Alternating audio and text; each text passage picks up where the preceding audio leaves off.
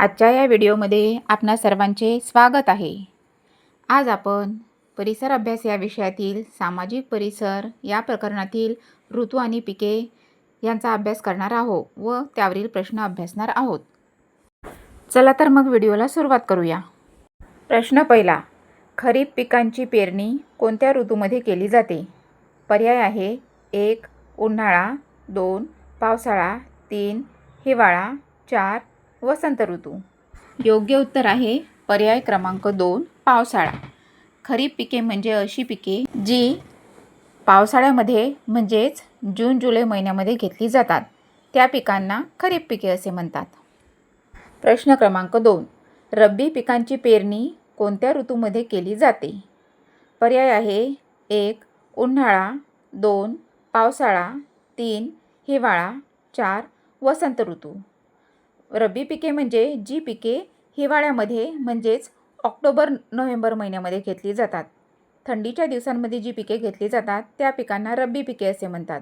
म्हणजेच या प्रश्नाचे योग्य उत्तर राहील पर्याय क्रमांक 3 हिवाळा। प्रश्न क्रमांक 3, खरीप पिकांना कोणत्या गोष्टीची जास्त आवश्यकता असते? पर्याय आहेत 1 बर्फवृष्टी, 2 भरपूर पाऊस, 3 थंडी, 4 धुके। आताच आपण बघितलं खरीप पिके ही पावसाळ्यात घेतली जातात, म्हणजेच खरीप पिकांना कशाची जास्त आवश्यकता असणार आहे? अगदी बरोबर, पर्याय क्रमांक 2 भरपूर पाऊस।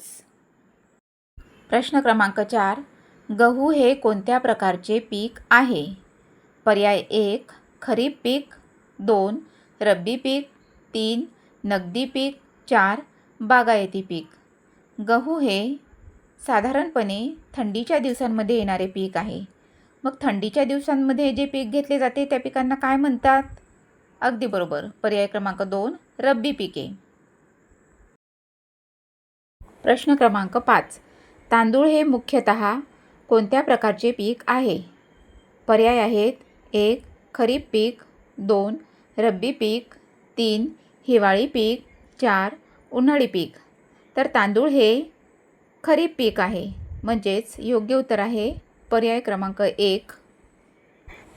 प्रश्न क्रमांक 6, ऊस कोणत्या ऋतूमध्ये चांगला वाढतो?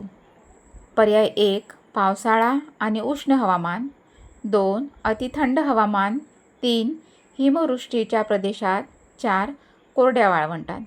तर ऊस हा पावसाळा आणि उष्ण हवामान या दोन्ही ऋतूंमध्ये चांगला वाढतो, म्हणजेच या प्रश्नाचे योग्य उत्तर आहे पर्याय क्रमांक 1 पावसाळा आणि उष्ण हवामान। प्रश्न पुढचा, मोहरी हे कोणत्या प्रकारचे पीक आहे? पर्याय 1 खरीप पीक, 2 रब्बी पीक, 3 बागायती पीक, 4 नगदी पीक। मोहरी हे हिवाळ्यात येणारे पीक आहे, म्हणजेच ते कोणत्या प्रकारचे पीक असेल बरं?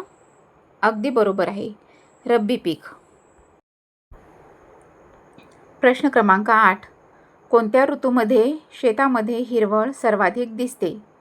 पर्याय 1 उन्हाळा, 2 पावसाळा, 3 हिवाळा, 4 शिशिर।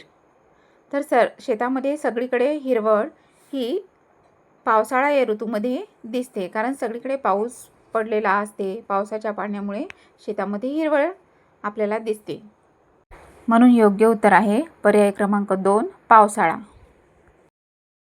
प्रश्न क्रमांक 9, पावसाच्या पाण्यावर अवलंबून असलेली पिके कोणत्या हंगामात घेतली जातात? पर्याय 1 खरीप हंगाम, 2 रब्बी हंगाम, 3 बागायती हंगाम, 4 हिवाळी हंगाम। तर पावसाच्या पाण्यावर अवलंबून असलेली पिके ही खरीप हंगामामध्ये घेतली जातात, म्हणजे योग्य उत्तर आहे पर्याय क्रमांक 1। प्रश्न 10वा, खालीलपैकी कोणती पीक हंगाम जोडी बरोबर आहे? पर्याय 1 गहू हे खरीप पीक आहे, 2 तांदूळ रब्बी पीक आहे, 3 मोहरी खरीप पीक आहे, 4 ज्वारी खरीप पीक आहे। आता आपण पर्याय बघूया। गहू हे रब्बी पीक आहे, म्हणजे पहिली जोडी चूक आहे। तांदूळ हे रब्बी पीक नाही तर ते खरीप पीक आहे, म्हणजे दुसरी जोडी पण चुकीची आहे। मोहरी हे खरीप पीक नसून ते रब्बी पीक आहे, म्हणजे तिसरी जोडी पण चुकीची आहे. म्हणजे योग्य जोडी आहे ज्वारी हे खरीप पीक आहे, म्हणजेच पर्याय क्रमांक 4 हे योग्य उत्तर आहे. आता यानंतर पुढे आपण ऋतू आणि सण यावर आधारित काही प्रश्न बघणार आहोत. प्रश्न 11. मकर संक्रांत हा सण प्रामुख्याने कोणत्या ऋतूमध्ये साजरा केला जातो? 1. उन्हाळा, 2. हिवाळा, 3. पावसाळा, 4. वसंत ऋतू. मकर संक्रांत हा सण म्हणजे त्या सणाला आपण तिळगुळ घ्या गोड गोड बोला असे म्हणतो ना, म्हणजेच आपण हा सण कोणत्या ऋतूमध्ये साजरा करतो बरं? अगदी बरोबर, पर्याय क्रमांक 2 हिवाळा.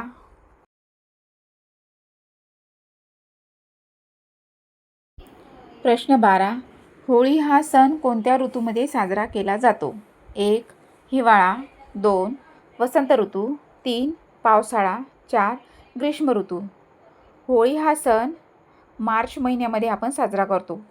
मग मार्च महिन्यामध्ये उन्हाळ्याची जेमतेम सुरुवात झालेली असते आणि त्यावेळेस असतो वसंत ऋतू. वसंत ऋतूनंतर उन्हाळा सुरू होतो, म्हणजेच ग्रीष्म ऋतू सुरू होतो. प्रश्न 13. दिवाळी हा सण साधारणपणे कोणत्या ऋतूमध्ये साजरा केला जातो? 1. पावसाळा, 2. शरद ऋतू, 3. उन्हाळा, 4. वसंत ऋतू. दिवाळी हा सण हिवाळ्याच्या सुरुवातीलाच, म्हणजे जेमतेम हिवाळा सुरू झालेला असतो त्यावेळेस आपण साजरा करतो. तर शरद ऋतूमध्ये थंडीची सुरुवात झालेली असते, म्हणजेच हिवाळ्याची सुरुवात झालेली असते, म्हणून दिवाळी हा सण आपण शरद ऋतूमध्ये साजरा करतोच. म्हणजे प्रश्नाचे योग्य उत्तर आहे पर्याय क्रमांक 2. प्रश्न 14. पतंग उडवण्याची परंपरा कोणत्या सणाशी संबंधित आहे? 1. मकर संक्रांत, 2. होळी, 3. गणेशोत्सव, 4. दिवाळी. तुम्हाला सर्वांना माहीतच आहे, पतंग उडवण्याची पद्धत ही फक्त एकाच सणामध्ये आहे आणि तो सण आहे मकर संक्रांत, म्हणजेच पर्याय क्रमांक 1. प्रश्न 15. खालीलपैकी कोणती ऋतू आणि सण जोडी बरोबर आहे? पर्याय 1. हिवाळ्यात मकर संक्रांत येते, पर्याय 2. पावसाळ्यात दिवाळी असते, पर्याय 3. उन्हाळ्यात दुर्गापूजा हा सण असतो आणि पर्याय 4 आहे वसंत ऋतूमध्ये दसरा साजरा केला जातो. तर आपणा सर्वांना माहीतच आहे की मकर संक्रांत हा सण जानेवारी महिन्यात म्हणजेच हिवाळ्यात आपण साजरा करतो, म्हणजे पहिली जोडी ही बरोबर आहे, बाकी सर्व जोड्या ह्या चुकीच्या आहे, म्हणजे योग्य उत्तर आहे पर्याय क्रमांक 1. प्रश्न 16. एक शेतकरी नोव्हेंबरमध्ये गव्हाची पेरणी करतो, त्याच्या पिकाला खालीलपैकी कोणत्या परिस्थितीचा सर्वाधिक फायदा होईल? पर्याय 1. सतत मुसळधार पाऊस, पर्याय 2. थंड हवामान आणि योग्य प्रमाणात पाणी, पर्याय 3. अत्यंत उष्ण व कोरडे हवामान, पर्याय 4. सतत पाणी साचलेली जमीन. तर नोव्हेंबरमध्ये जर गव्हाची पेरणी केली तर त्या पिकाला थंड हवामान आणि योग्य प्रमाणात पाणी आवश्यक राहील, म्हणजेच या प्रश्नाचे उत्तर राहील पर्याय क्रमांक 2. प्रश्न 17. खालीलपैकी कोणता पर्याय ऋतू, योग्य कृती आणि कारण हे योग्य दर्शवितो? पर्याय पाहूया. पर्याय 1. उन्हाळ्यामध्ये लोकरीचे कपडे घालतात तर थंडीपासून बचाव करण्यासाठी, हा पर्याय तर चुकीचा आहे. पर्याय 2 काय म्हणतो? पावसाळ्यामध्ये छत्रीचा वापर केला जातो पावसापासून संरक्षण करण्यासाठी, हा पर्याय अगदी योग्य आहे. तिसरा पर्याय वाचूया. हिवाळ्यात पातळ सुती कपडे घालतात शरीर थंड ठेवण्यासाठी, हा पर्याय पण चुकीचा आहे. चौथा पर्याय, पावसाळ्यात मफलरचा वापर केला जातो उन्हापासून बचाव करण्यासाठी, हा पर्यायसुद्धा चुकीचा वाटत आहे, म्हणजे या प्रश्नाचा योग्य पर्याय आहे पर्याय क्रमांक 2. प्रश्न 18. उन्हाळ्यात सुती कपडे घालणे योग्य का ठरते? पर्याय आहेत. 1. ते शरीराला अधिक उष्ण ठेवतात, 2. ते घाम शोषून घेण्यास मदत करतात, 3. ते पावसापासून संरक्षण करतात, 4. ते शरीराचे तापमान वाढवतात. कोणता पर्याय योग्य असेल बरं?